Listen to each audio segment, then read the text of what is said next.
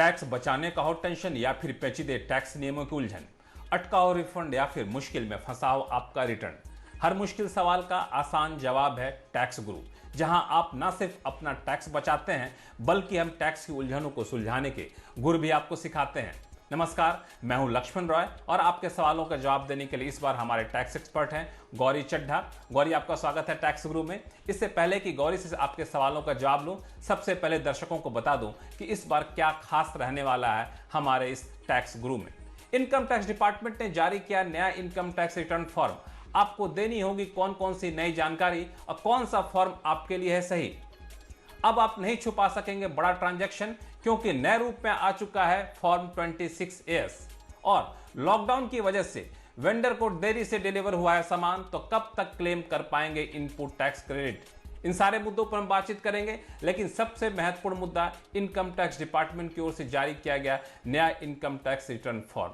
इस हर बार की तरह इस बार भी इनकम टैक्स रिटर्न फॉर्म 7 तरह के जारी किए गए हैं, लेकिन इस बार कई सारी नई जानकारियां आपको देनी होंगी। गौरी, सबसे पहले तो हमारे दर्शकों को यह बताएं कि कौन सा फॉर्म किन के लिए सही है और इस बार इनकम टैक्स रिटर्न फॉर्म में क्या नई नई जानकारी देनी होगी।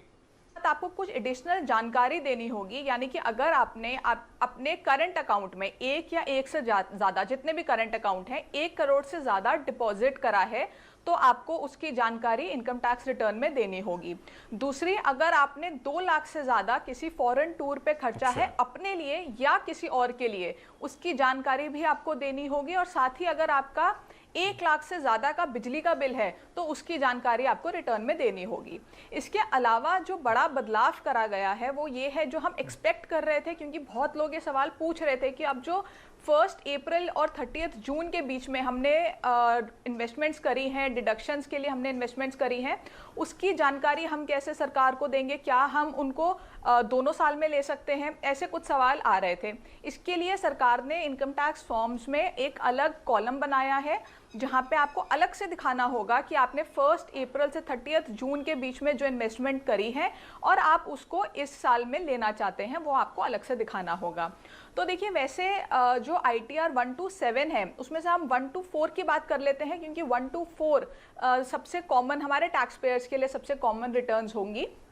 अब इसमें वैसे तो बहुत सारी चीज़ें देखनी होती हैं कि कौन कौन सा रिटर्न भर सकता है, बट ब्रीफ में मैं बता देती हूँ कि ITR 1 सिर्फ वो लोग भर सकते हैं जिनकी सैलरी से इनकम है, इनकम फ्रॉम अदर सोर्सेज है और 1 हाउस प्रॉपर्टी है और वो जॉइंट नहीं होनी चाहिए और उनकी इनकम 50 लाख के विद इन होनी चाहिए।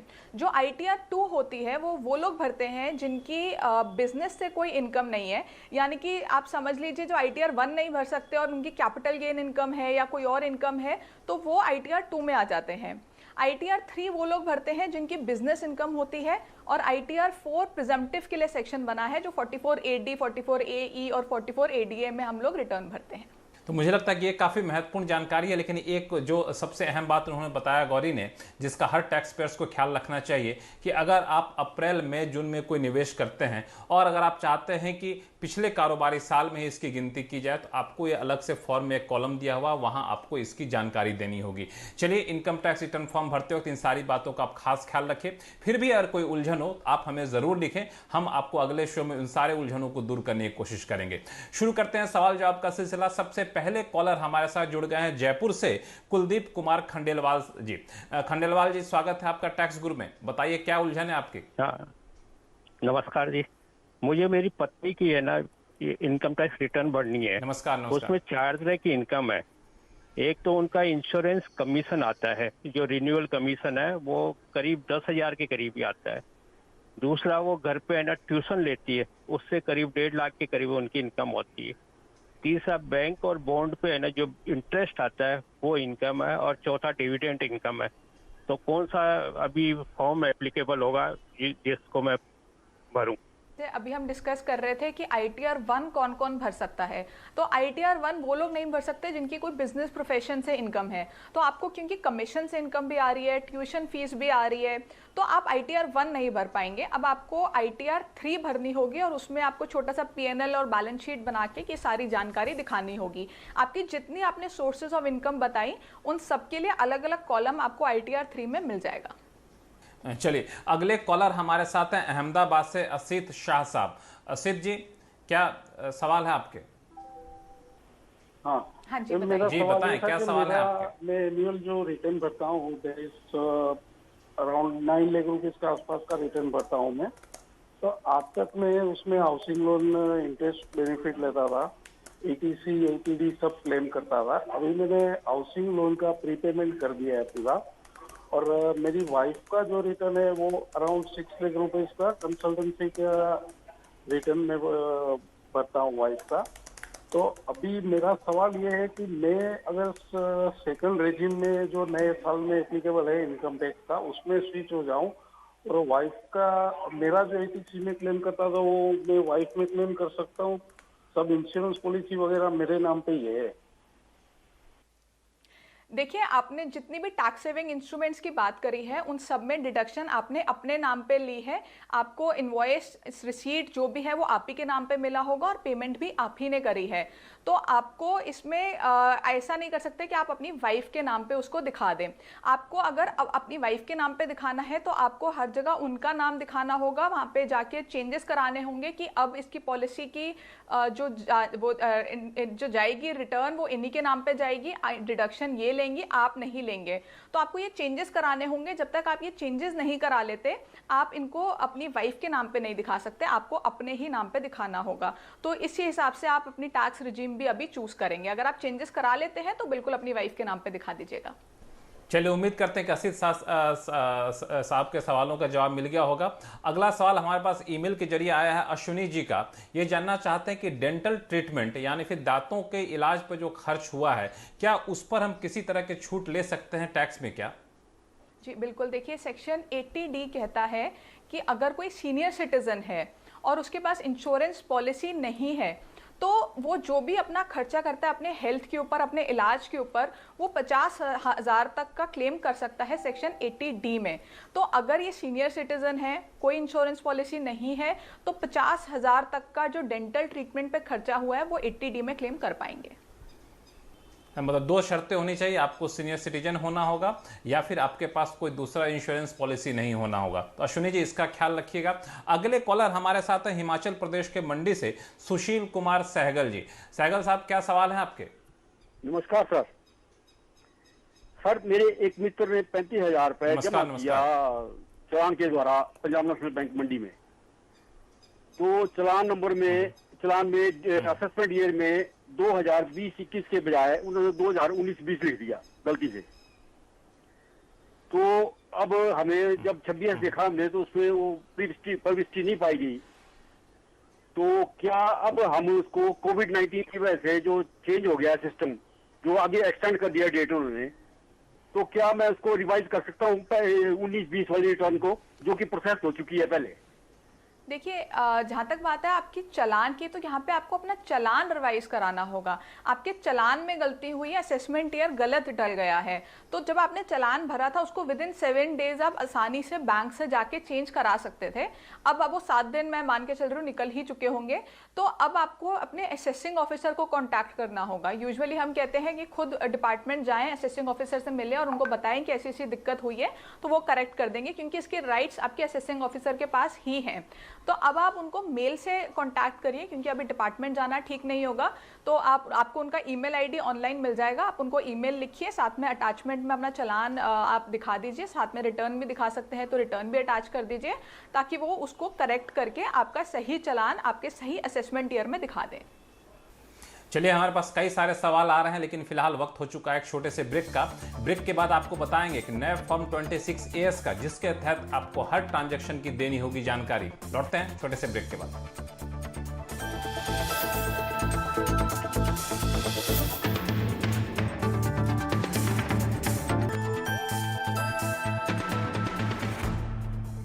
ब्रेक के बाद एक बार फिर से आपका स्वागत है। लोगों के सवाल लें और गौरी के जवाब लें। इससे पहले एक महत्वपूर्ण जानकारी आपको बता दूं कि अगर आप कोई ट्रांजैक्शन छिपाते हैं इनकम टैक्स डिपार्टमेंट से, तो अब ये कच्चा चिट्ठा खुलने वाला है, क्योंकि फॉर्म 26AS में महत्वपूर्ण बदलाव किए गए हैं।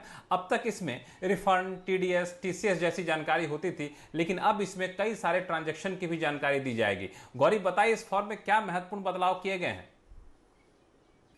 देखिए, इसमें लक्ष्मण सबसे पहले तो इस फॉर्म का जो नाम है वो ही बदल दिया गया है। पहले से एनुअल टैक्स फॉर्म कहते थे, अब एनुअल इन्फॉर्मेशन फॉर्म कहेंगे। इस नाम से ही आप समझ पाएंगे कि इसमें अब बहुत सारी और जानकारी मिलेगी आपको। देखिए, अभी तक क्या होता था, जैसे आपने अभी बोला कि इसमें TDS, TCS, refund, AIR transactions ऐसी कुछ जानकारी मिलती थी, लेकिन अब आपको सारी फाइनेंशियल ट्रांजैक्शंस की जानकारी इसमें मिलेगी। यानी कि आपने कोई शेयर्स खरीदे, म्यूचुअल फंड्स खरीदे, आपने कोई प्रॉपर्टीज खरीदी, बेची, या आपकी कोई प्रोसीडिंग चल रही थी वो कंप्लीट हो गई या वो ऑनगोइंग भी है, उन सब की जानकारी आपको 26 एएस में अब मिलेगी। यानी कि अब आप जो लोग कहते थे कि हमने गलती से इंफॉर्मेशन रिटर्न में नहीं दिखाई, या हम भूल गए, या जान के नहीं दिखाते थे, इन सब का अब वो सहारा नहीं ले सकते। जितनी इन्फॉर्मेशन 26 एएस में आ गई वो तो उनको वैसे ही दिखानी पड़ेगी, तो उसमें से कुछ भी छूटेगा नहीं और सही जानकारी सरकार के पास पहुंचेगी।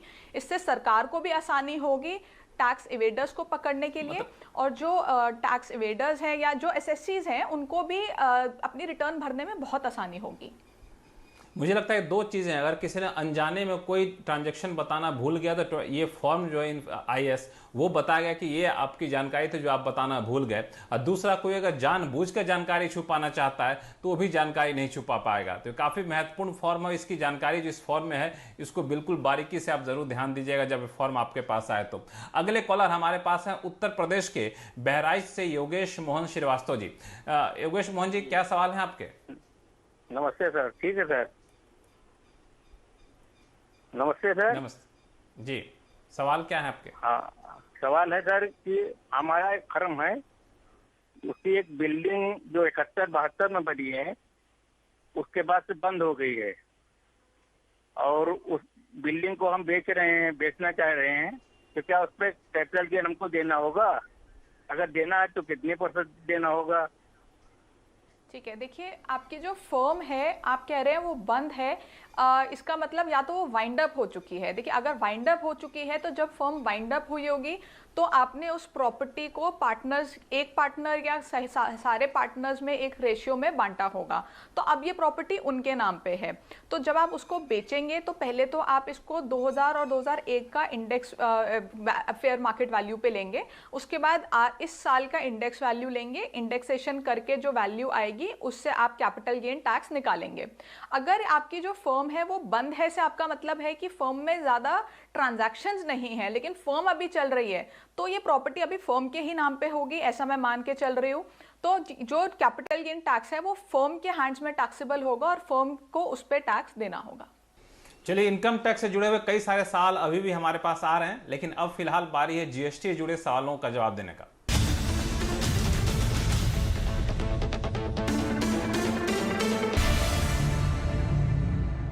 जीएसटी से जुड़े सवालों पर पहला फोन कॉल हमारे पास आया हरियाणा के पानीपत से सूर्य प्रकाश सिंह साहब का। सूर्य प्रकाश जी, क्या सवाल है आपके, जरा बताइए।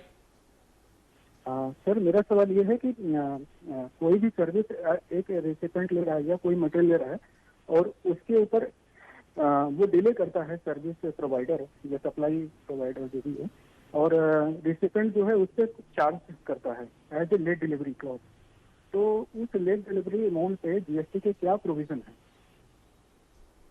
देखिए, इसमें पहले तो दो चीज़ें होती हैं पेनल्टी के केस में। अगर पेनल्टी चार्ज करी जा रही है, यानी कि सपोज करें इनवॉइस वैल्यू 1 लाख रुपए है और उस पर क्योंकि डिले हुआ है तो अब आपको 1,10,000 मिल रहे हैं, तो जीएसटी पूरा 1,10,000 पे लगेगा। अगर डिले की वजह से कोई पेनल्टी लोग कम दे रहे हैं, काट के दे रहे हैं, और 90,000 का इनवॉइस रेज हो रहा है, 10,000 का पेनल्टी काट लिया जाता है, तो उस 10,000 पे जीएसटी देने की कोई ज़रूरत नहीं होगी। आप इसको डेबिट नोट और क्रेडिट नोट के थ्रू एडजस्ट कर सकते हैं, इसका जो इफेक्ट है वो नलिफाई हो जाएगा। चलिए, हमारे साथ अगला सवाल आया है उत्तर प्रदेश के बलिया से वेद प्रकाश अग्रवाल जी का, जो हमारे साथ फोन लाइन पे जुड़ गए हैं। वेद प्रकाश जी, क्या हाल है आपके, क्या सवाल है, बताइए। जी सर, जीएसटी से संबंधित मेरी यह समस्या है कि मैं कंपोजिशन डीलर में 31 मार्च 2020 तक था। अब 1 अप्रैल 2020 से मैं रेगुलर डीलर में शिफ्ट होने के लिए टीएमपी 0 फॉर्म द्वारा आवेदन किया 6 अप्रैल को। अब मेरे को 1 महीने के अंदर आईटीसी 01 में स्टॉक देना था, जो कि लॉकडाउन की वजह से मैं नहीं दे पाया। अब ऐसी सूरत में मैं अपने स्टॉक पे आईटीसी कैसे क्लेम करूं? देखिए यहाँ पे वैसे तो जो लास्ट डेट है वो बढ़ चुकी थी, 30 जून हो चुकी थी। इसका नोटिफिकेशन नंबर 35/2020 जो 3 अप्रैल को आया था, ये नोटिफिकेशन नंबर है। लेकिन यहाँ पे छोटी सी चीज़ ये है कि आपने जो फॉर्म कॉम्पोजिशन से ऑप्ट आउट करने के लिए भरा है वो भी आपने इसी समय में भरा है, और उसका जो क्रेडिट लेने का जो फॉर्म होता है वो विदिन 30 डेज आपको भरना होता है। लेकिन आप एक बार डिपार्टमेंट में असेसिंग ऑफिसर से मिलिए, उनको इस नोटिफिकेशन का दिखाइए और उनको बताइए कि जो लास्ट डेट है वो बढ़ चुकी है, 30 जून हो चुकी है, तो अब वो उसको अलाउ कर दें ताकि आप इनपुट ले पाएँ। चलिए फिलहाल वक्त है छोटे से ब्रेक का। ब्रेक के बाद बताएंगे कि लॉकडाउन की वजह से देरी से डिलीवर हुआ है सामान, तो इनपुट टैक्स क्रेडिट का कब तक ले पाएंगे फायदा। लौटते हैं छोटे से ब्रेक के बाद।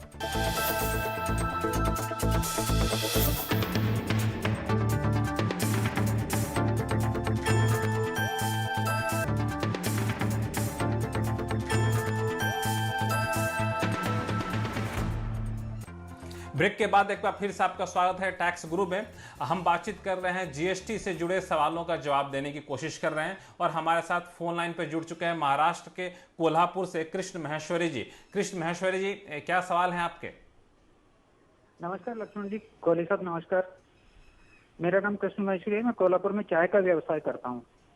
हमने मार्च महीने में आसाम से चाय खरीदी, सेलर ने हमको टैक्स इनवॉइस बनाकर ईमेल कर दिया और माल ट्रांसपोर्टर को कोल्हापुर भेजने के लिए डिलीवर कर दिया, जिसके आधार पर हमने उसको पेमेंट कर दिया। ये माल लॉकडाउन के चलते हमको अप्रैल महीने में मिला। मेरा सवाल ये है कि क्या हम मार्च महीने में इसका आईटीसी क्लेम कर सकते हैं? जहां तक मेरी जानकारी है, आईटीसी क्लेम करने के लिए माल की डिलीवरी एक आवश्यक शर्त है, और 30 अगस्त 2018 को एआर हरियाणा ने टेस्को मोटर एलएलपी के केस में ये रूलिंग भी दी है। उसके बाद के नियमों में अगर कुछ परिवर्तन आया है तो वो मेरी जानकारी में नहीं है, इसलिए आपसे अनुरोध है कि इस बारे में स्थिति स्पष्ट करें और अपना राय दें। देखिए, आपको जानकारी सही है। इनपुट टैक्स क्रेडिट आप तभी बुक कर सकते हैं जब आपको माल मिल जाए। ये रूलिंग में जो है फैक्ट्स थोड़े डिफरेंट होंगे, तो आप ऐसा कर सकते हैं कि आप जो इनपुट है वो अप्रैल में बुक करें, जो आपकी बुक्स ऑफ अकाउंट्स में एंट्री होनी है वो मार्च में ही होगी। तो इस वजह से 3B1 और आपकी बुक्स ऑफ अकाउंट्स में कुछ डिफरेंस आएगा। वो डिफरेंस आप GSTR 9(9)C में दिखा देंगे कि ये डिफरेंस इस वजह से आ रहा है। मेरे हिसाब से आप जो इनपुट है उसको अभी आप अप्रैल में ही बुक करें, वो ही ज़्यादा बेटर रहेगा। चलिए, मैं उम्मीद करता हूं कृष्ण महेश्वरी जी के सवालों का जवाब मिल गया होगा। चूंकि हम लोग बातचीत कर रहे हैं जीएसटी से, तो एक महत्वपूर्ण खुशखबरी आपको बता दूं कि दरअसल हमारे पास कई सारे लोग आ रहे थे सवाल लेकर के कि हमने जीएसटी रिटर्न फाइल नहीं किया समय पर, जाने अनजाने में नहीं फाइल किया। अब आलम यह है कि जीएसटी की जितनी देनदारी थी उससे ज़्यादा देनदारी लेट फी की हो गई। उसके बाद CNBC आवाज़ ने खास मुहिम चलाई थी कि सरकार को इस बात पर कहा जाए कि आप जीएसटी लेट फी हर किसी के लिए माफ़ कर दीजिए, और ये मुहिम रंग लाई और सरकार ने कुछ ही देर पहले एक प्रेस रिलीज जारी किया और कहा कि जीएसटी लेट फी माफ़ करने पर हम विचार कर रहे हैं और जीएसटी काउंसिल की अगली बैठक में इस प्रस्ताव को लाया जाएगा। गौरी, ये कितनी बड़ी राहत होगी अगर जीएसटी लेट फी माफ़ हो जाती है तो? बिल्कुल लक्ष्मण, ये बहुत बड़ी राहत होगी सारे एसएससीज को, क्योंकि पिछले कई समय से बहुत लोग इसकी मांग कर रहे थे कि जो जीएसटी लेट फीस है वो बहुत ज़्यादा है, वो किसी कारणवश नहीं भर पाए, उनकी नील रिटर्न थी वो उन्होंने नहीं भरी, नील रिटर्न पे भी पेनल्टी लग रही है, या बीच में कुछ मिस हो गई। और कई लोगों का तो लक्ष्मण जब से जीएसटी आया है तब से ही रिटर्न नहीं भरी है, तो बहुत बड़ा अमाउंट की पेनल्टी उनके ऊपर बन रही थी। तो अब अगर सरकार इसको छोड़ देती है इस पेनल्टी को, तो ये बहुत बड़ी राहत होगी जितने भी टैक्स पेयर्स हैं उनको। वाकई गौरी, जिस तरीके से हमारे पास ट्विटर पे लोगों की मांग आ रही थी, शिकायतें आ रही थी, अगर ऐसे में सरकार कोई रियायत देती है तो बहुत बड़ी राहत होगी लाखों कारोबारियों के लिए, जिनके ऊपर जीएसटी की देनदारी तो नहीं के बराबर है, लेकिन लेट फी की देनदारी लाखों में पहुंच चुकी है। फिलहाल टैक्स गुरु में इतना ही। गौरी, आपका बहुत बहुत धन्यवाद सारे सवालों का जवाब देने के लिए। अगर हमारे दर्शकों के पास कोई भी सवाल हो, चाहे इनकम टैक्स से जुड़ा हुआ हो या फिर जीएसटी जुड़ा हुआ हो, आप हमें लिख भेजिए tax@moneycontrol.com पर। हाँ, अपने सवाल के साथ अपना मोबाइल नंबर और अपना नाम लिखना ना भूलें। फिलहाल टैक्स गुरु में इतना ही। नमस्कार।